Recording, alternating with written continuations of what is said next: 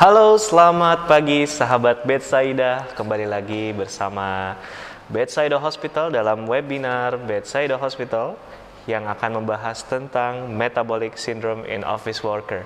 Perkenalkan, nama saya Dandi sebagai pemandu acara pada hari ini.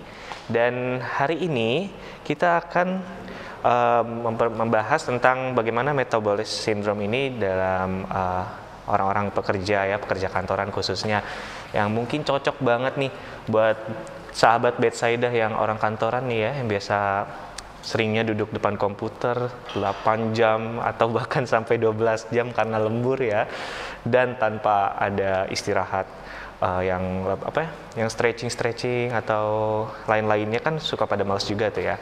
Hari ini cocok banget kita bahas tentang metabolic syndrome in office worker. Dan apa kabar semua sahabat Bethsaida? Semoga baik-baik aja ya dalam kondisi situasi masih pandemi, tapi sudah mulai mereda. Untuk beberapa regulasi juga sudah mulai melonggar, tetapi tetap jaga protokol kesehatan karena pandemi kita masih berjalan. Baik, sebelumnya saya akan menginfokan beberapa informasi. Untuk webinar ini akan dibagi dalam 2 sesi, yaitu sesi edukasi oleh Dr. Nurul Hanifah, spesialis okupasi dan kesehatan kerja, dan sesi Q&A. Lalu sebelum saya mulai, saya membacakan beberapa rules webinar pada hari ini. Rules yang pertama, harap mematikan mikrofon dan video selama dokter memberikan edukasi agar webinar dapat berjalan dengan lancar. Lalu yang kedua, untuk sesi Q&A, sahabat Bethsaida dipersilakan untuk mengajukan pertanyaan melalui fitur kolom chat pada aplikasi Zoom yang sudah tersedia, dan pertanyaan dapat diajukan sejak awal webinar dimulai. Lalu penanya terbaik akan mendapatkan hadiah menarik yang dipersembahkan oleh Bethsaida Hospital. Lalu pengumuman akan disampaikan di akhir webinar. Lalu harap tidak meninggalkan webinar sebelum host menutup room meeting. Terakhir, seluruh informasi yang didapat melalui webinar ini tidak boleh disebarluaskan tanpa seizin pihak rumah sakit. Itu dia rules webinar pada hari ini yang dipersembahkan oleh Bethsaida Hospital dan Supermall Karawaci. Dan saat ini sudah hadir bersama saya Dr. Nurul Hanifah, spesialis okupasi kesehatan kerja, atau lebih akrabnya kita kenal dengan Dr. Iva. Kita kenal dulu ya. Halo dokter, apa kabar? Baik, alhamdulillah. Gimana Mas Dandi, apa kabar? Baik sehat, banget, ya? sehat. Ya, walaupun sempat kena Omikron ya dok. Oh, kena ya? Di Februari kemarin ya. Alumni S1 saya untungnya. Dokter udah S1 S2 nih? Belum. Alhamdulillah, jangan sampai ya. Sehat selalu dokter. Gimana, makin sibuk ya dok ya saat ini? Begitulah ya, biasa kan rumah sakit lagi rame-rame juga ya. Baik dokter, sebelum mulai kita mau sapa-sapa dulu nih untuk teman-teman atau sahabat Bethsaida dari Supermall Karawaci, karena bukan kebetulan tapi sahabat Bethsaida kita sekali ini tuh dominan lebih banyak dari Supermall Karawaci. Dokter pernah ke Supermall Karawaci dok? Pernah dong. Pernah ya, suka nongski belanja ya, belanja kebutuhan bulanan. Banyak promo kalau di sana biasanya dok ya. Oh iya dokter, untuk tanpa berlama-lama lagi kita langsung aja dok untuk pemaparan materinya. Saya persilakan dokter untuk menyampaikan materi. Nanti materi akan kita share di PowerPoint dan sahabat Bethsaida juga bisa sambil lihat dan mendengarkan. Jadi siapkan telinga dan mata Anda sahabat Bethsaida, karena dokter akan menyampaikan hal-hal penting yang akan menjadi informasi yang bermanfaat buat sahabat Bethsaida semua. Waktu dan tempat, dokter saya persilahkan. Ya, terima kasih Mas Dandi untuk perkenalannya. Halo sahabat Bethsaida dari Supermall Karawaci, saya Dr. Hanifah, spesialis kedokteran okupasi atau kesehatan kerja. Hari ini kita akan bicara mengenai metabolic syndrome pada pekerja office. Boleh slide-nya?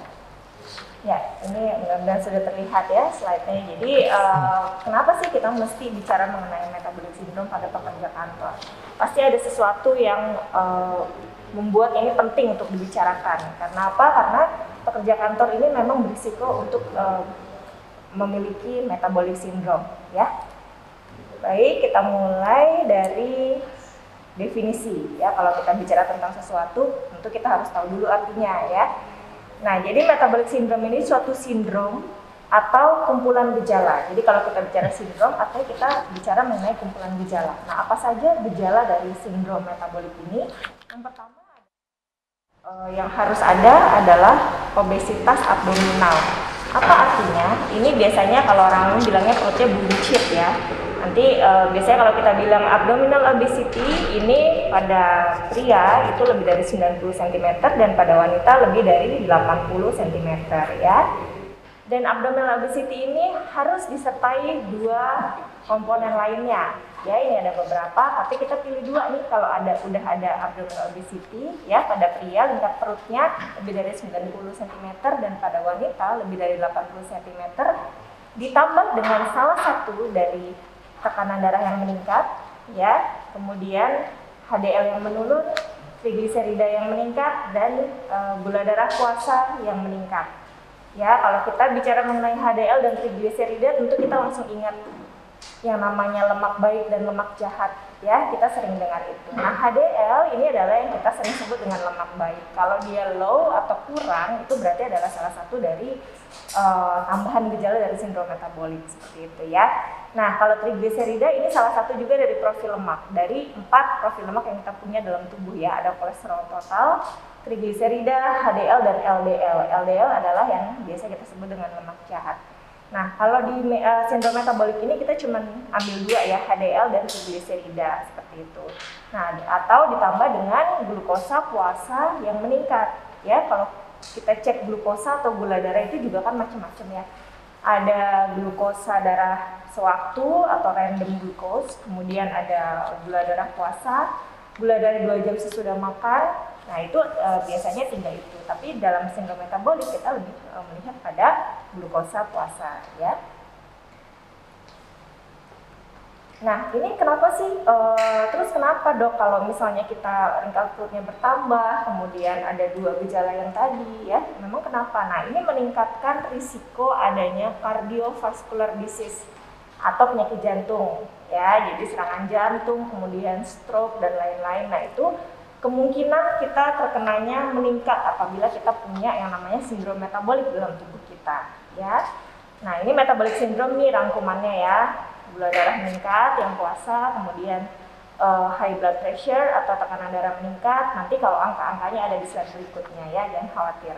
Kemudian kolesterol ini HDL yang menurun, kemudian trigliserida naik, dan kemudian abdominal obesity ya, lingkar perut yang meningkat, yang terlalu besar seperti itu ya. Nah, bahkan pada saat seorang itu berat badannya normal ya, kadang-kadang kan kalau kita medical check up atau apa, kadang-kadang kolesterol kita naik, trigliserida kita naik, kemudian HDL kita turun, kemudian kita punya glukosa yang terganggu ya dalam darah. Itu kadang-kadang orang, tapi kan saya nggak gemuk dok dan lain-lain. Nah, itu tidak berhubungan ya. Ada pada orang-orang dengan berat badan yang normal itu juga bisa sekali terkena sindrom metabolik. Jadi orang-orang dengan berat badan yang normal jangan dulu merasa aman ya, karena itu bukan salah satu parameter daripada sindrom metabolik. Oke, kita lanjut. Nah, ini kejadiannya atau prevalensi meningkat dengan usia ya. Jadi semakin kita tua, semakin kita mungkin untuk terkena sindrom metabolik ya. Biasanya mulai dari 40 tahun ke atas, tapi di bawah 40 tahun pun bisa kalau gaya hidup kita memang berantakan dan tidak sesuai dengan yang seharusnya ya. Kemudian banyak pada kota-kota besar ya, pekerja-pekerja, kemudian peningkatan lingkar perut ini biasanya lebih banyak ditemukan pada wanita ya, sedangkan peningkatan trigliserida dan hipertensi ini lebih banyak pada laki-laki ya. Nah, ini juga salah satu penanda fisik lainnya. Jadi kalau di badan kita apa dok ininya tandanya? Tadi kan di darah semua dan dari lingkar perut ya. Nah, kalau di di badan kita bisa lihat nih. Ini oke, udah ya. Tadi lingkar perut dan tekanan darah yang meningkat. Lipoatrofi dan akanthosis nigricans ini berwarna hitam di leher belakang. Ya, ini bukan kotoran. Kadang-kadang orang itu kan kotor aja dok. Enggak, ini adalah salah satu penanda dari sindrom metabolik. Atau ada kayak bintil-bintil gini ya, dikiranya apa gitu. Ternyata salah satu dari gejala sindrom metabolik. Makanya kalau kita suatu perusahaan medical check up, itu carilah vendor medical check up yang terpercaya. Karena hal-hal seperti ini pasti diperhatikan. Ya, tidak diabaikan, tidak bukan merupakan sesuatu yang penting. Tapi kita selalu melihat secara detail apa saja yang kita temukan dalam proses medical check up ya. Nah, ini kondisi yang berhubungan lainnya. Tadi yang saya bilang ya, cardiovascular disease atau penyakit kardiovaskular ya. Jadi kalau kita punya sindrom metabolik itu kita lebih berisiko untuk terkena stroke dan serangan jantung. Diabetes mellitus juga ya, ini sakit gula ya. Ya ini kalau kita punya sindrom metabolik, kita 3-5 kali lebih mungkin untuk mengalami diabetes mellitus ya, daripada orang-orang yang tidak punya sindrom metabolik ya. Nah kemudian non-alcoholic fatty liver disease. Fatty liver disease ini artinya hati ya, bukan jantung atau hepar, liver itu terselimuti dengan lemak seperti itu. Jadi tidak sehat tentu saja ya. Dan non-alcoholic steatohepatitis. Hiperuricemia ini adalah peningkatan kadar asam urat ya. Kalau kita misalnya sendinya ada yang bengkak atau apa, asam urat ini juga kalau kita punya sindrom metabolik kita lebih mungkin loh mengalami peningkatan kadar asam urat dalam darah ya. Kemudian PCOS dan prevalensinya ini 40-50% pada sindrom metabolik. Kemudian obstructive sleep apnea. Ini biasanya orang-orang yang banyak ngorok ya, dan kemudian tiba-tiba obstructive sleep apnea. Jadi tiba-tiba terblocking gitu loh saluran nafasnya. Jadi kalau pada sindrom metabolik ini juga sangat berisiko ya. Kadang kita ada yang kematian mendadak, sudden death gitu ya, dibilangnya padahal nggak sakit apa-apa gitu ya, padahal kita nggak tahu loh dia darah tinggi atau enggak, triglyceridnya gimana, dia sindrom metabolik atau enggak gitu ya. Jadi sebetulnya tidak ada itu namanya kematian mendadak, pasti ada sesuatu yang tidak bergejala sebelumnya yang memang sudah dimiliki oleh orang tersebut ya. Nah ini adalah cerita mengenai gambaran besar lah ya dari sindrom metabolik. Ada central obesity, kemudian resistensi insulin. Ini bahasanya agak sulit tapi nggak apa-apa. Intinya adalah kalau kita punya obesitas sentral disertai dengan yang tadi yang saya bilang ya, pilih dua, antar tekanan darah meningkat, low HDL, increase triglycerida, kemudian yang terakhir adalah gula darah puasa yang meningkat. Nah ini hemodinamik atau aliran daripada pembuluh darah kita itu terganggu ya. Kemudian ada pengentalan darah yang lebih besar, kemudian dislipidemia, metabolisme dari gula atau glukosa yang kita makan gitu ya. Kan kita setiap hari pasti minum gula ya. Minum gula atau makan cake yang ada gulanya. Nah itu harusnya metabolismenya kan dikeluarkan ya, tapi ini terganggu. Kenapa? Karena kita punya yang namanya sindrom metabolik. Nah, lama-kelamaan akan terjadi yang namanya coronary artery disease atau penyakit jantung ya, jantung koroner. Nah, ini IDF kriteria, ini angka-angkanya ya Bapak Ibu sekalian. Jadi yang pertama yang tadi yang lingkar perut lebih dari 90 pada pria dan lebih dari 80 cm pada wanita. Kemudian ditambah 2 atau lebih ya, minimal 2, trigliseridanya lebih dari sama dengan 150 mg per desiliter ya. Hipertensi itu tekanan darah lebih dari 130 per 85. Dan kalau tekanan darah ada 2 ya, ada sistolik atau yang angka di atas yang disebut duluan, dan yang diastolik yang disebut belakangan. Misalkan tekanan darah kamu berapa? 120 per 80 dok gitu, berarti sistoliknya 120, diastolnya 80 ya. Jadi kita buat patokan ini di atas lebih dari sama dengan 130 per 85 ya. Nah kemudian glukosa puasa itu lebih dari sama dengan 100 mg ya, atau sebelumnya memang sudah punya diabetes mellitus, itu mesti nggak usah dilihat lagi, pasti itu sudah merupakan tambahan satu gejala daripada sindrom metabolik. Oke. Nah ini gimana cara mengukurnya ya? Tentu saja nggak boleh tahan nafas ya kalau mengukur lingkar perut, nanti jadi nggak valid pengukurannya. Jadi kalau kita punya tulang panggul itu pasti ada di kanan kiri itu ada yang nonjol. Nah kita letakkan alat ukur itu di atasnya ya, dan jadi dia harus ketat tapi tidak menekan. Jadi pas sekali di lingkar perut. Nah itu adalah ukuran lingkar perut kita seperti itu ya. Jadi dan kemudian pengukuran ini dilakukan pada saat akhir dari nafas normal. Jadi pasiennya tarik nafas dulu, kemudian buang nafasnya, baru kita ukur. Nah, itu adalah hasil yang valid daripada lingkar perut. Ini jangan salah ngukurnya. Oke, ini faktor-faktor risiko pada pekerja ya, terutama pekerja kantor. Nah, ini yang paling sering ya, physical inactivity. Jadi pada pekerja kantor itu aktivitasnya sedentari kalau kita bilang ya. Jadi lebih banyak duduk, jarang berdiri, exercise pun jarang. Kalau weekend kita rebahan, ya karena udah capek kerja dari Senin sampai Jumat ya, atau ada juga yang sampai Sabtu ya. Jadi males dok kalau ini. Nah, itu namanya physical inactivity. Nah, ini meningkatkan lemak visceral kita. Ya, ini akan menimbulkan banyak sekali, ini nggak perlu saya jelasin karena terlalu medikal ya. Tapi intinya adalah nanti lama-lama akan terjadi penumpukan lemak pada dinding pembuluh darah, kemudian kesulitan metabolisme gula. Padahal kita kalau weekend biasanya rebahan sambil ngemil ya, sambil nonton, ngemil, terus minuman kemasan dan lain-lain gitu ya, karena weekend. Atau pada saat kerja juga banyak yang lagi snack time atau sore-sore nih biar nggak ngantuk kita bikin minuman atau beli minuman dan lain-lain. Ini sangat berpengaruh, makanya pekerja kantor itu sangat rentan untuk mengalami sindrom metabolik ya. Ini tadi main problemnya adalah sedentary work style ya, gaya hidup yang sedentari, gaya kerja yang sedentari. Nah, ini juga nih circadian syndrome ini juga berkaitan dengan sindrom metabolik ya.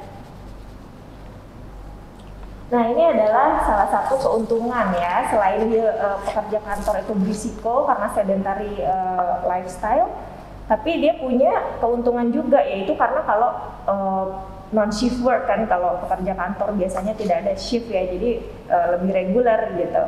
Jadi any shift work ini kejadiannya 1,11 perbandingannya ya. Kalau kita punya teman yang kerja di lapangan biasanya ada shift ya. Misalkan dari jam 7 sampai 7 pagi, 7 malam, 7 malam sampai 7 pagi gitu. Nah, mereka ini lebih tinggi lagi kemungkinannya, yaitu 1,19 kali ya daripada yang tidak memiliki shift work. Nah, kemudian yang 3 shift work ini lebih rendah daripada yang 2 shift. Jadi paling banyak itu terjadi pada yang risikonya pada 2 shift ya. Jadi pekerja kantor ini paling aman kalau kita lihat dari shift work-nya. Tapi kalau kita lihat dari work style-nya, nah pekerja kantor ini paling berat ya risikonya karena paling banyak duduk. Nah, selain itu, selain sedentary work style, kita juga punya yang namanya common workplace stressor. Yang pertama, konflik interpersonal. Ya, konflik interpersonal ini tidak bisa dihindari ya, dengan rekan kerja, ya, dengan klien dan lain-lain. Nah, ini juga meningkatkan risiko dari sindrom metabolik. Kenapa? Ini kalau terjadi terus, lama-lama hipertensi, ya, darah tinggi kita. Nah, kemudian physical discomfort, multitasking, disorganization, intinya adalah stres kerja itu juga punya andil dalam terjadinya salah satu gejala dari sindrom metabolik, yaitu biasanya lebih ke hipertensi, kemudian metabolisme glukosa dan lain-lain ya. Nah, ini kita masuk pada manajemennya gimana dok ya. Terus kita harus gimana nih sebagai pekerja kantor ya. Kita punya saya bagi dua ya, manajemen untuk medikalnya, tata laksana atau pengobatan medikalnya secara medis, dan manajemen secara occupational atau kedokteran kerja ya, kesehatan kerjanya itu seperti apa. Oke, kita masuk ke medical management. Jadi lifestyle modification. Saya akan berhenti di slide ini dulu. Jadi Bapak Ibu tidak perlu khawatir melihat lifestyle modification, tidak perlu takut. Wah, saya jadi nggak boleh makan makanan Padang gitu misalnya ya, nggak boleh jajan nasi Padang, nggak boleh ngambil snack lagi gitu. Nah, saya akan berhenti di sini. Jadi jangan khawatir, ini adalah sesuatu yang akan dimodif case by case gitu ya. Jadi per orang ini mampunya seperti apa untuk menjalani lifestyle yang baik ya. Jadi calorie restriction, kemudian aktivitas fisik kita tingkatkan, dan modifikasi perilaku. Dan 3 hal ini kita cari apa yang menjadi kelemahan kita. Misalnya saya terlalu banyak makan goreng-gorengan, atau saya terlalu banyak, saya sih goreng-gorengan nggak doyan dok, tapi saya doyannya kalau makan nasi itu banyak, atau saya kalau makan nasi sama gorengan itu enggak, tapi biasanya saya sukanya makan cake dan lain-lain. Nah, kenali kelemahan Anda. Ya, itu karena masing-masing. Ada yang banyak makan gula, ada yang banyak makan nasi, ada yang banyak makan santan, ada yang banyak makan gorengan dan lain-lain. Nah, ini semua kan berakibat kepada sindrom metabolik ya pada akhirnya. Nah, carilah pola hidup yang sesehat mungkin, yang Anda bisa dilakukan jangka panjang. Jadi nggak perlu terlalu ketat juga ya, apa-apa nggak boleh banyak pantangan. Itu saya jamin cuman bertahan 1-2 bulan. Habis itu berantakan lagi dan akhirnya sindrom metabolik juga pada akhirnya. Jadi cari yang bisa dilakukan secara jangka panjang ya. Nah, ini adalah tips-tips aja ya, kalau untuk pelaksanaannya mungkin disesuaikan dengan kemampuan dan kebutuhan masing-masing ya. Nah, ini untuk penurunan berat badan ya, biasanya kita restriksi karbohidrat, kalori, dan nah ini adherence to the diet is more important than which diet is chosen. Jadi diet sekarang kan macam-macam ya, ada diet A, diet B, diet C, diet D, dan sampai Z, macam-macam. Nah, sebetulnya bukan diet apa yang kita pilih yang penting, tapi bagaimana kita memilih suatu pola makan yang bisa kita kerjakan secara jangka panjang. Ya, kita nggak bosan lah, kita bisa menjalani itu seumur hidup dan dijadikan gaya hidup gitu ya. Jadi bukan harus cepat nih turun berat badan, harus cepat turun kolesterol dan lain-lain gitu, enggak. Jadi cari yang bisa menjadi gaya hidup. Ini high quality diet ya, banyak serat dari sayuran, buah gitu ya, whole grains. Ini kalau beli ayam goreng ya udah, kalau sukanya ayam goreng kalau pilihnya dada kayak gitu ya. Jadi kita bisa lebih adherence to our diet gitu ya. Ini maksimum health benefitnya. Nah, kemudian yang kedua itu physical activity. Physical activity itu yang bagaimana yang bisa menurunkan risiko sindrom metabolik ya. Ini bukan asal aktivitas fisik loh ya. Jadi kita minimal 30 menit dan minimal 3 kali dalam seminggu. Ya, dalam seminggu itu kita punya beberapa 7 hari ya. Jadi dalam 7 hari itu paling tidak ada 3 hari yang kita spare lah waktu 30 menit. 30 itu sebentar loh ya, sebentar, dan kita pilih yang gerakannya steady. Ya, contohnya jalan pagi atau jalan sore, jalan kaki, jalan cepat, atau jogging yang bisa jogging. Kalau yang obesitas jangan dulu jogging ya. Kalau bisa jalan cepat aja gitu. Nanti kalau sudah mendekati ideal baru boleh jogging. Nah, kemudian yang kedua misalnya sepeda ya, beda dengan yang nggak steady itu misalnya bulu tangkis gitu ya, kan ada saat-saat dimana kita ngambil kok gitu ya kalau jatuh.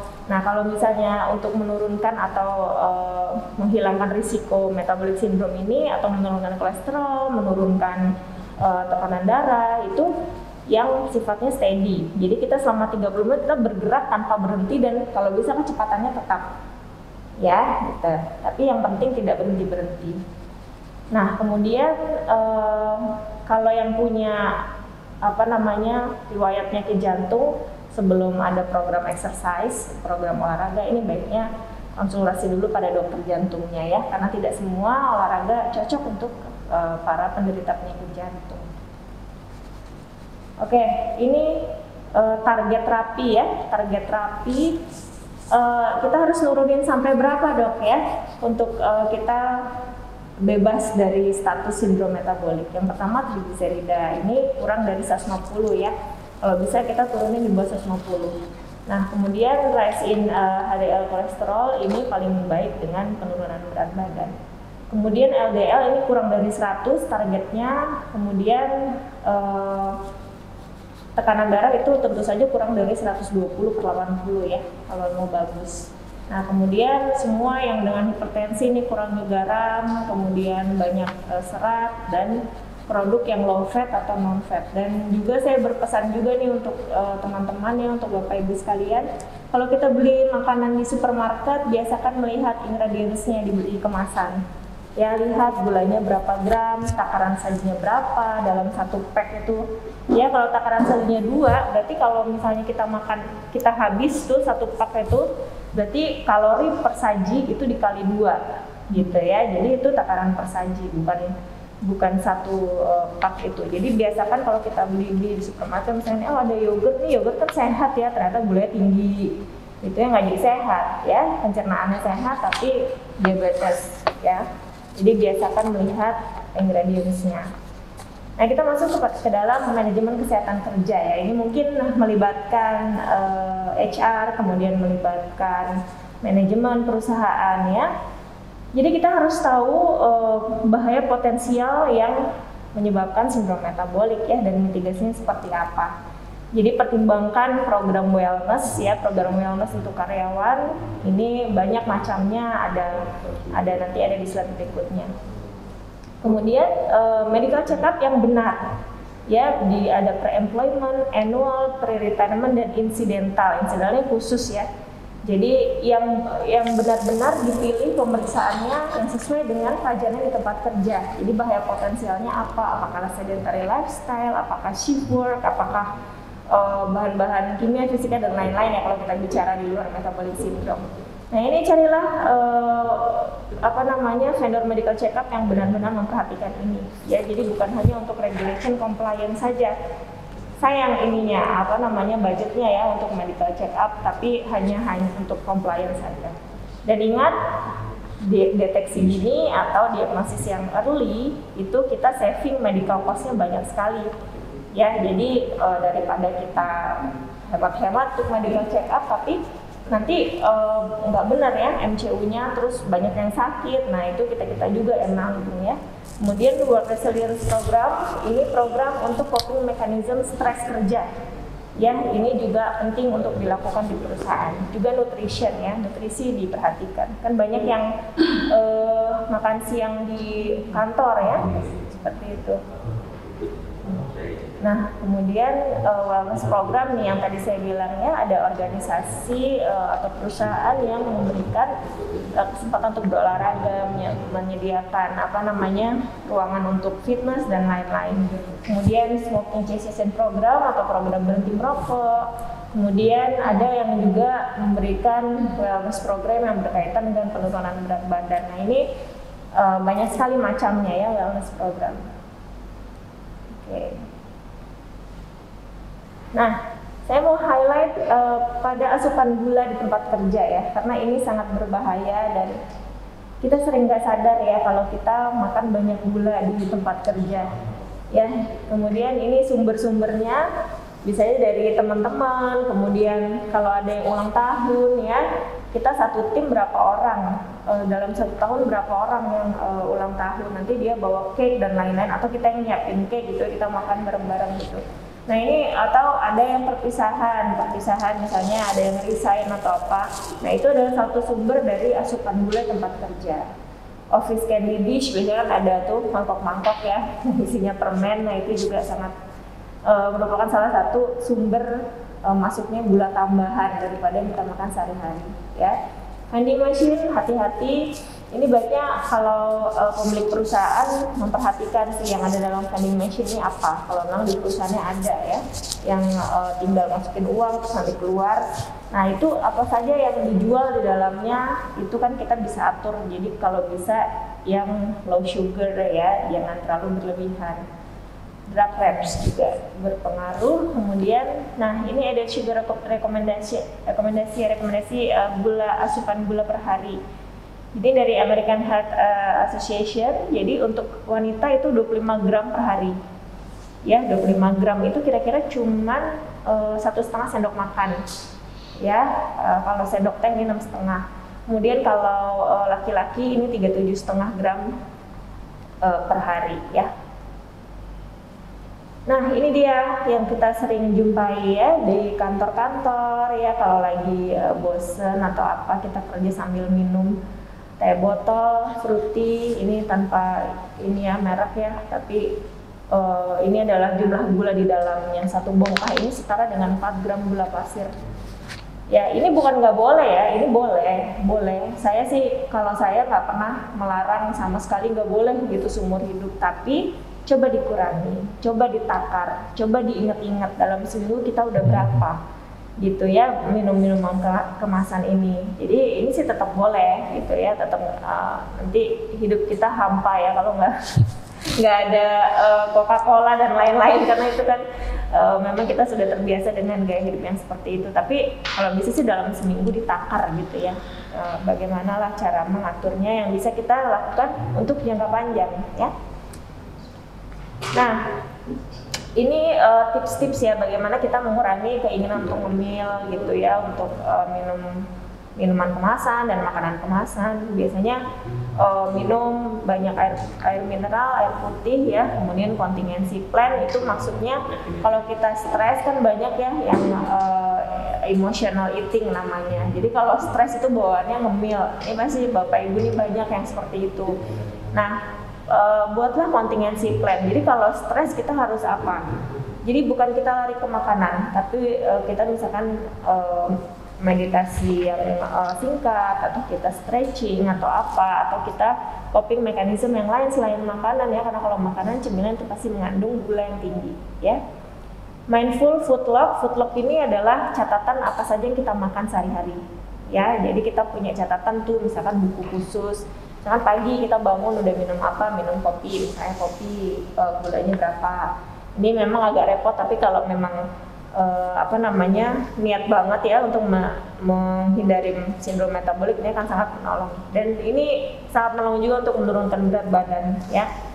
Take a break dan say no to food pusher. Food pusher itu apa? Ya, misalnya ada teman nih bawa cookies, kita misalkan udah berniat nih mengurangi gula, tapi dia nggak apa-apa kan cuma satu gitu kan, sering ya, nggak apa cuma satu nggak bakalan jadi gemuk gitu ya.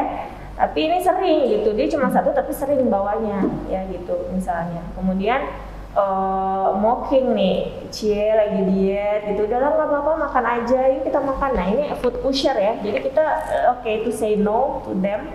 Jadi enggak, saya makannya lagi diatur dan lain-lain, itu nggak apa-apa ya. Nah ini employer to do list, ini yang saya bilang tadi untuk pemberi kerja ya. Biasanya untuk manajemen itu yang pertama review kafetaria onsite dan vending offering. Jadi kalau ada yang makan siangnya di kantor ya disediakan misalkan catering atau apa gitu kan, nggak semua ya yang menyediakan. Tapi kalau menyediakan ini baiknya direview kembali menunya apa, kemudian jangan yang banyak gorengan. Maksudnya gorengannya ada beberapa gitu. Kalau gorengannya satu aja, yang lain tumis, yang lain kukus atau apa gitu ya. Tapi jangan terlalu ini juga ya, misalkan gak ada gorengannya sama sekali, nanti yang ada karyawannya jajan semua di luar gitu ya. Jadi harus tetap enak makannya tapi sehat gitu ya. Nah kemudian vending offering, ini yang vending machine tadi yang tadi saya bilang. Kemudian break room rules, water cooler, fountain for bottles, kemudian catered food, working meetings. Nih saya yang penting-penting aja ya. Working meetings ini misalnya meeting di luar ya, kan kita sering ya kita meeting ya, tapi kita meeting di luar. Nah itu bisa kita atasi dengan pemilihan menu yang kira-kira kalorinya tidak terlalu besar gitu ya. Oke. Occupational health program itu yang tadi ya, wellness program dan work resilience program ya, supaya tingkat hipertensinya menurun. You are what you eat at work. Apa maksudnya? Jadi 20% orang yang makan sayur dan buah tiap hari itu produktivitasnya meningkat 20%. Ya, dan pekerja yang makan dengan baik, makan makanan sehat itu produktivitasnya meningkat 25%. Ini penelitian ya, ini bukan saya yang bilang nih, ini penelitian. Nah, kemudian pekerja-pekerja yang makan sehat, kemudian mereka olahraga dengan baik, yang tadinya cuma 3 kali seminggu, masing-masing 30 menit loh. Jadi itu sangat mudah untuk dilakukan kalau kita berniat untuk menurunkan risiko sindrom metabolik. Ini 27% absensinya menurun, jadi mereka akan lebih jarang absen atau tidak masuk kerja ya, seperti itu. Jadi untuk nutrisi apa ini, kalau tempat kerja sangat memperhatikan pasti produktivitas meningkat karena ini penelitiannya udah banyak sekali ya. Nah ini sama sih kayak tadi. Jadi nutrisi edukasi gitu ya, edukasi karyawannya, makanan saya itu bagaimana, harus bagaimana, penghitungan kalori, jam berapa aja makannya gitu ya. Yang kafetaria ya, kemudian medical check up, multimikronutrien dan lain-lain. Nah ini loyalty dari pemberi kerja dan reputasi juga akan meningkat karena dia akan menurunkan infeksi pada pekerja, kemudian menurunkan angka anemia dan fatigue. Anemia ini kan dapat menurunkan konsentrasi ya kalau dia sampai anemia derajat sedang atau berat gitu. Kemudian meningkatkan kognisi dan menurunkan stres, kesehatan jantung dan lain-lain. Nah, apa efeknya? Efeknya ujung-ujungnya adalah cost saving, karena kalau kita bicara seperti ini pasti kan ujung-ujungnya supaya kita tidak mengeluarkan cost yang terlalu banyak untuk kesehatan karyawan ya. Lebih baik kita alokasikan untuk program promotif dan preventif. Promotif seperti edukasi dan untuk pencegahan gitu, daripada kita membayar untuk karyawan yang sakit ya. Nah ini less hospital visit and healthcare juga. Oke, mungkin itu dari saya ya, semoga bermanfaat. Jadi intinya adalah kita merubah behavior kita, kemudian dari pemberi kerja juga harus bekerja sama memberikan fasilitas yang baik untuk karyawannya dalam mengurangi risiko sindrom metabolik. Baik, itu saja. Jika ada pertanyaan, silakan. Assalamualaikum warahmatullahi wabarakatuh. Waalaikumsalam warahmatullahi wabarakatuh. Terima kasih Dr. Nurul Hanifah atas penyampaian materinya tadi. Ini ya dok ya, sangat banyak sekali tadi makanan-makanan yang memang sebenarnya jadi kebiasaan orang-orang kantoran nih dok. Apalagi tidak disadari. Betul, nggak disadari. Kan biasanya suka ada food posture itu ya dia. Yeah. Ada temen bawa makanan satu toples. Cobain dong, cobain. Kan suka nggak enak ya dok ya. Nggak satu aja. Iya, satu aja. Kadang orang-orang Indonesia tuh, oh iya nggak usah lah, tapi diambil tangannya. Betul. Sama vending machine juga tuh dok ya, memang suka jadi masalah karena namanya ngelihat makanan ya, udah gatel pengen ambil satu-satu, lama-lama sampai sore ngambil terus ya dok ya. Ya itu habit sih, makanya itu udah jadi habit pada ya? Habit sebetulnya. Betul. Mungkin vending machine-nya masukannya bisa isinya sayuran aja kali ini. Jangan, itu nggak ada yang ngambil kalau. Nggak ada yang ngambil. Mungkin ibu-ibu yang ngambil buat masak di rumah, ditumis-tumis ya. Baik dokter, itu tadi kan penyampaian materi sudah disampaikan dan dari awal dokter menyampaikan juga udah beberapa ada pertanyaan yang sudah disampaikan oleh sahabat Betsaida nih. Dan kita langsung aja ke kolom pertanyaan ya. Nanti bantu sama petugas krunya. Tapi dokter, untuk makanan tadi sih bukannya dilarang ya dok ya, tapi lebih mungkin dibatasi ya. Betul. Jadi kalau dilarang itu biasanya justru kita nggak bisa menjadikan itu sebagai gaya hidup gitu. Betul. Jadi karena kita targetnya kan supaya gaya hidup kita sehat untuk jangka panjang, sehingga kita pada saat nanti kita tua tidak terkena sindrom metabolik. Atau bahkan sekarang juga jangan, karena usia muda juga banyak sih sindrom metabolik. Jadi lebih baik tetap makan sekali-sekali ya, tapi diingat-ingat gitu, dalam misalnya kalau saya biasanya seminggu nih, dalam minggu ini saya udah makan sesuatu yang nggak sehat tuh berapa kali gitu, jadi ingat gitu ya. Oke. Gitu sih. Kalau saya suka lupa diri dok, makan lupa udah diri berapa kali ya, saya juga nggak ya. tahu, hilang ingatan, tahu-tahu sore-sore kok kenyang banget ya. Suka lupa. Tapi dokter mungkin ada tips ya, kayak misalnya dalam sehari ini supaya kita bisa mengatur diri kita untuk masalah pembatasan makanan atau dalam segi pola kegiatan, kan di kantor duduk mulu, gimana tuh supaya kita bisa mengingat diri sendiri kita gitu dok? Ya itu biasanya dengan food log sih, jadi catatan makan gitu. Kalau misalnya kita memang udah yang lupa diri sekali gitu ya, kadang kan ada yang memang oh iya kenapa ya tadi nggak terkontrol. Nah itu artinya udah mulai harus mencatat apa yang dimakan. Jadi kita setiap mau makan kita lihat, oh ternyata misalnya sore nih kita teman-temannya selalu beli gorengan, bener nggak ya kan? Kalau di kantor tuh biasanya suka ini ada gorengan nih, taruh di meja, ntar siapa ngambil gitu ya. Itu sering tuh di perkantoran. Nah itu kita lihat dulu food log kita, udah kita tadi padahal siang udah ngemil apa gitu ya. Jadi kita bisa tahu nih. Jadi mindfulness eating mindfulness. Jadi kita tahu dan kita sadar apa yang kita makan. Betul. Gitu. Iya sih dok, kadang memang godaan sih dok yang susah Iya. ditahan. Lagi disuruh lembur sama bos, tapi diiming-imingin pakai pizza misalnya. Iya, Kan susah ditolak ya dok ya kalau Gak apa-apa. Jadi itu, nah itu kita bisa simpan juga sih untuk hal-hal seperti itu ya. Jadi pada saat kita stres kita low, tingkat stres kita tidak tinggi, berusahalah untuk makan yang sehat. Karena pada saat kita nanti tiba-tiba kamu besok lembur ya, terus dikasih pizza, nah itu kita bisa makan. Karena kan kita kemarin-kemarin udah makan sehat. Jadi kayak gitu aja diatur. Jadi harus Gitu. imbang juga ya dok ya. Betul. Jadi bukan nggak boleh, kasihan banget temennya makan pizza kita enggak. Iya dia mah jadi pojokan ya, ya ampun kasihan banget. Nggak apa-apa, tetap boleh kok, itu boleh, tapi ya itu dibatasi dan diingat udah makan apa aja gitu ya. Betul dok. Kan bentar lagi puasa nih dok ya. Biasanya kalau puasa tuh oke lah, kita puasa dari jam subuh itu sampai maghrib.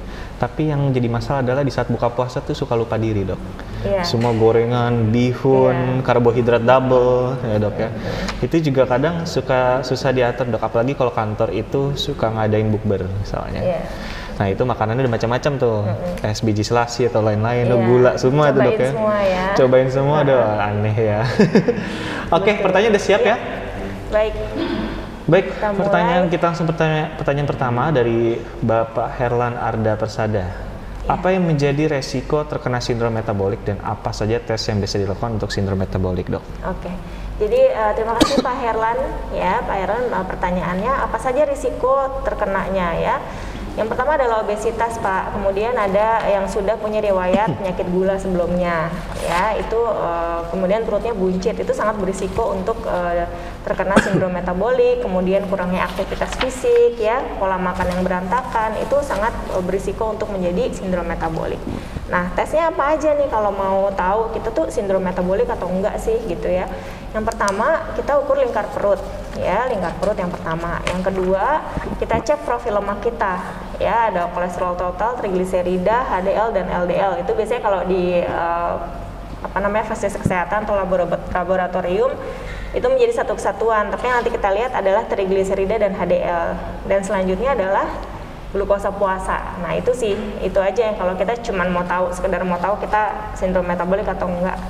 Itu sih Pak yang menjadi, sama satu lagi tekanan darah ya, tekanan darah juga harus dicek. Seperti itu ya Pak Herlan, semoga membantu. Baik. Selanjutnya, Dokter sudah terjawab Pak Herlan ya. Langsung Ya. ke pertanyaan berikutnya dari Pak Firman. Selamat pagi dokter, bagaimana cara mengatasi sindrom metabolik agar dapat diatasi sejak dini? Dokter, apa yang tepat untuk pengobatan ini dan bagaimana cara pencegahan dini? Olahraga dan pola makan yang tepat? Thanks dokter, dari Oke. Firman. kalau sindrom metabolik ini dokter apa yang tepat mengatasi sindrom metabolik? Kalau mengatasi itu berarti sudah terjadi dan kita mau berobat gitu ya Betul. Pak ya, berarti Pak Firman. Nah ini biasanya bisa ke dokter umum atau penyakit dalam ya, ini punya mereka nih ranahnya ya. Untuk pengobatan kita dikasih obat minum berapa kali sehari gitu ya. Dan pencegahan dininya tentu saja olahraga yang tadi saya bilang ya, 3 kali seminggu minimal, dan masing-masing minimal 30 menit dengan jenis olahraga yang tidak berhenti-berhenti ya, steady. Pola makan yang tepat itu biasanya makan kita sehari itu makan 5 kali ya. Jam 7 pagi sarapan tinggi protein, rendah karbohidrat. Ya, kemudian tinggi serat juga oke. Kemudian jam 10 kita snack, biasanya buah-buahan. Kemudian jam 12 kita lunch atau makan siang. Itu boleh makan siang biasa ya. Kenapa saya bilang boleh makan siang biasa? Karena itu tadi untuk jangka panjang ya. Jadi jangan terlalu ketat-ketat banget gitu ya. Kemudian sore kita snack lagi, aturannya sama dengan snack pagi, dan jam 7 malam kita makan malam. Makan malam itu biasanya sama, mirip-mirip dengan makan pagi ya, dengan breakfast. Oke, Ya, sudah Pak terjawab Firman. Pak Firman. Berikutnya dokter dari Pak Agus Wijaya. Selamat pagi dokter cantik. Oke, Terima dok kasih, saya Pak izin Agus. tanya, bagaimana kita mengetahui bahwa kita telah terkena sindrom metabolik dan bagaimana cara screening sindrom metabolik? Terima kasih dok. Ya, oke, ini pertanyaannya mirip dengan Pak Herlan ya tadi iya. ya. Jadi bagaimana kita tahu? Satu, kita ukur lingkar perut ya dengan cara yang tadi di slide. Jangan tahan napas ya dok ya. Iya, jangan tahan napas. Nanti jadi nggak jadi sindrom kalau memang iya ya. Ini sindrom lingkar perutnya berapa ya Pak ya? Karena Bapak kan laki-laki, berarti kalau lebih dari 90 itu udah menjadi satu faktor utama dari sindrom metabolik. Terus Bapak ukur tekanan darah ya, kalau di atas 130/85 itu salah satu udah kriteria satu masuk ya sindrom metabolik. Yang kedua HDL-nya turun, kurang angka ya, turun. Kemudian trigliserida naik dan glukosa puasa yang meningkat. Itu screeningnya itu ya Pak ya, ada 5. Jadi harus dilakukan, kita lihat hasilnya, baru diputuskan apakah sindrom metabolik atau tidak ya. Oke, sudah terjawab. Pertanyaan berikutnya boleh dikebawain? Baik, terima kasih. Ini dari Pak Tio. Pagi dok, apakah minuman seperti kopi dan teh berkontribusi pada sindrom ini dan berapa takaran normalnya? Nah ini biasanya orang-orang SCBD nih dok, karena orang kantoran suka minum kopi ya. Oke, ini ngopi-ngopi ya, kita coffee shop sudah menjamur ya sekarang, jadi banyak sekali. Nah, kalau kita bicara kopi dan teh itu macam-macam jenisnya. Pertanyaan saya adalah apakah isinya ada gulanya, apakah isinya ada full cream milknya, susu full creamnya, ya kopi apa dan teh apa yang Pak Tio minum gitu ya. Jadi kalau biasanya yang bermasalah itu justru tambahan-tambahannya itu gitu. Jadi kalau misalnya kopinya sendiri, kalau kita minum dengan takaran yang misalkan masih 2 kali sehari tanpa riwayat darah tinggi ya Pak ya, kalau sudah punya riwayat darah tinggi sih baiknya dikurangi. Tapi kalau selama ini masih sehat-sehat saja, tekanan darah baik, kalau itu maksimal 2 kali sehari kita konsumsi kafein ya, dalam segelas kafein. Tetapi itu tadi pertanyaannya, apakah kopi dan tehnya ditambah macam-macam ya? Ada kalau full cream milk tentu saja nanti meningkatkan risiko meningkatnya trigliserida dan faktor lemak yang lain. Kalau kopinya kita tambahin gula banyak-banyak biar enak, apalagi pakai whipped cream ya, kalau kita suka minum coffee blended gitu. Nah itu juga meningkatkan risiko diabetes mellitus, yang mana nanti glukosa puasa kita akan naik juga. Nah itu salah satu dari penanda sindrom metabolik gitu Pak ya. Jadi tergantung nih kopi apa ya? Dan teh apa ya. Takutnya coffee with boba nih. Ya itu lebih parah lagi ya. Mungkin lebih parah lagi gulanya. Coba di Google cari berapa kalori satu boba. Tapi ingat bukan nggak boleh ya, tetap boleh. Tapi dibatasi, dikontrol lah ya. Betul. Ya, baik, Pak Tio sudah terjawab ya, dibatasi minum kopinya. Baik, berikutnya dari Ibu Maimunah Amin. Jika HDL di atas rata-rata atau tinggi, apakah akan berdampak buruk atau baik ya dok? Thanks. Ya kalau HDL ini ya, HDL di atas rata-rata ya Bu baik ya, dok? Ya ini sih tidak akan berdampak buruk, tapi biasanya jarang sih yang HDL-nya. Biasanya HDL tuh kalau nggak pas dia turun biasanya. Jadi jarang sih, jadi tidak perlu terlalu khawatir soal ini ya Bu Maimunah. Yang sering tuh LDL yang tinggi ya dok ya? Ya LDL tinggi. Ya lemak jahatnya ya. Betul. Oke, Bu Maimunah sudah terjawab. Ada lagi pertanyaan berikutnya? Sudah ya, oke. Ya. Ibu Maimunah, jadi pertanyaan terakhir yang sekaligus menutup Q&A pada hari ini, dok. Baik. Nah, sebelum ditutup acaranya juga, dokter mungkin ada kesimpulan yang bisa disampaikan dari materi pada hari ini, dok. Silakan.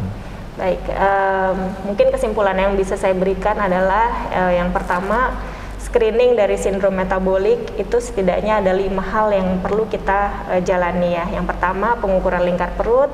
Kemudian yang kedua pengukuran tekanan darah ya. Yang ketiga adalah pengukuran atau pemeriksaan trigliserida. Yang keempat pemeriksaan HDL. Yang kelima adalah pemeriksaan glukosa puasa dalam darah. Gitu ya, puasanya ini antara 10 sampai 12 jam atau 8 sampai 10 jam tergantung laboratorium masing-masing. Seperti itu di mana Bapak Ibu periksanya. Dan kemudian untuk pekerja kantoran ini sangat berisiko ya, jadi kita bagi 2, medical management atau tata laksana medis dan tata laksana okupasi atau kedokteran kerja. Jadi untuk individu, untuk pekerjanya baiknya mengatur pola makan, dipilih saja yang pola makan, aktivitas fisik yang bisa kita lakukan untuk jangka panjang. Ya untuk yang merokok, saya tidak suruh stop, tapi bisa dikurangi sedikit ya, agar tetap bisa mengurangi risiko. Jadi dikurangi sedikit-sedikit rokoknya, karena untuk stop rokok itu juga tidak mudah gitu ya, kecuali Anda mengikuti smoking cessation program. Untuk tata laksana okupasi atau kedokteran kerja, ini untuk para pemberi kerja lebih baik diadakan wellness program dan work resilience program di tempat kerja Anda, sehingga karyawan-karyawan Anda dapat terfasilitasi dalam well-being-nya, termasuk dalam diet, kemudian aktivitas fisik, dan juga coping mechanism terhadap stres kerja. Mungkin itu yang bisa saya berikan kesimpulannya. Baik, luar biasa sekali dokter. Terima kasih banyak atas pemaparan materi pada hari ini dok. Semoga bermanfaat buat sahabat Betsaida semua dan menjadi info yang penting untuk menjaga kesehatan, lebih aware lagi ya dok ya. Betul. Dan sekali lagi terima kasih juga waktunya dokter Iva atas edukasinya. Dan semoga dokter sehat selalu juga. Amin. Sebelum menutup webinar kita hari ini, izinkan saya untuk menyampaikan sedikit informasi pada masa pandemi ini. Mungkin banyak dari sahabat Betsaida yang masih khawatir ya untuk keamanan dari rumah sakit, dan di sini saya ingin menginformasikan bahwa sahabat Betsaida tidak perlu khawatir lagi karena Betsaida selalu melakukan sterilisasi terhadap seluruh fasilitas di dalam rumah sakit dan juga pemeriksaan kepada setiap pengunjung yang datang. Tapi sebagai solusi lain, kini Betsaida sudah melayani konsultasi secara online dan juga kita sudah ada virtual assistant atau VINA. Jadi sahabat Betsaida dapat melakukan konsultasi dengan dokter spesialis kami dan juga bisa menanyakan informasi seputaran Betsaida, sekaligus bisa melakukan pendaftaran hanya melalui WhatsApp VINA. Jadi buat sahabat Betsaida yang mau konsultasi sama dokter Iva, bisa banget nanti langsung konsultasi online atau datang langsung karena rumah sakit kita udah aman kok. Dan untuk sahabat Betsaida, kami juga memiliki program membership khusus yaitu BCC atau Betsaida Community Card yang dapat digunakan setiap sahabat Betsaida melakukan rawat jalan dan rawat inap di Betsaida Hospital. Diskon yang didapat juga yaitu 10% pemeriksaan lab dan radiologi, 10% diskon kamar perawatan mulai dari VIP sampai President Suite, dan juga diskon 5% untuk farmasi dan fisioterapi. Program ini hanya berlaku untuk pembayaran pribadi saja. Untuk informasi lebih lanjut, sahabat Betsaida dapat bertanya pada WA Group webinar yang hari ini, dan tim kami akan menjawab pertanyaan-pertanyaan sahabat Betsaida. Dan saat ini yang ditunggu-tunggu, kita akan menginformasikan 3 pemenang pertanyaan terbaik dokter dari webinar pada hari ini. Langsung saja kita sebutkan dari yang ketiga dulu. Hadiahnya lumayan loh dok. Mobil. Mobil ya. Kalau gitu saya aja. Wah, dokter aja ya. Mobil remote control sih. Sama kardus Indomie. Waduh, paling ini nih favorit anak buat kosan. Buat sahur ya. Iya, buat sahur ya dok ya. Oke, untuk pemenang ketiga kita untuk pertanyaan terbaik yaitu jatuh kepada Ibu Maimunah. Selamat kepada Ibu Maimunah. Selamat Ibu Maimunah. Hadiahnya nanti dikirim atau nanti dikoordinasikan sama tim kami.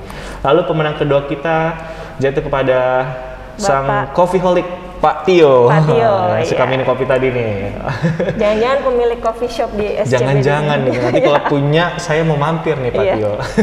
Lalu pemenang pertama kita jatuh kepada Bapak Firman. Selamat Pak Firman atas pertanyaannya. Terima kasih. Buat yang belum dapat hadiah atau belum dapat menang, jangan berkecil hati, nanti di webinar berikutnya kami masih banyak hadiah-hadiah menarik dan juga materi-materi menarik dengan narasumber yang menarik. Baik, itu dia untuk door prize. Mohon untuk chat di aplikasi atau langsung hubungi Ibu Anneke di nomor telepon 0859 3944 3558. Langsung saja ke Ibu Anneke. Nanti ditunggu chatnya, hadiahnya akan kirim. Baik, terima kasih kepada Dr. Iva sekali lagi. Sama-sama, sahabat Betsaida juga yang sudah ya, menyediakan waktu untuk berpartisipasi pada webinar Betsaida siang hari ini.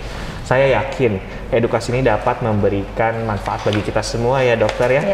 Dan tetap sehat. Dan juga dokter, sebelumnya saya ada kebiasaan kalau webinar saya tutup selalu dengan cara yang keren. Jadi dokter kayak gini dok ya, misalkan saya bilang salam sehat Betsaida bersamamu. Seperti itu ya dok, bareng ya. Oke, kita tutup ya, tetap sehat dan selalu jaga kesehatan dan kebersihan sahabat Betsaida. Sampai bertemu di webinar selanjutnya. Salam sehat Betsaida bersamamu.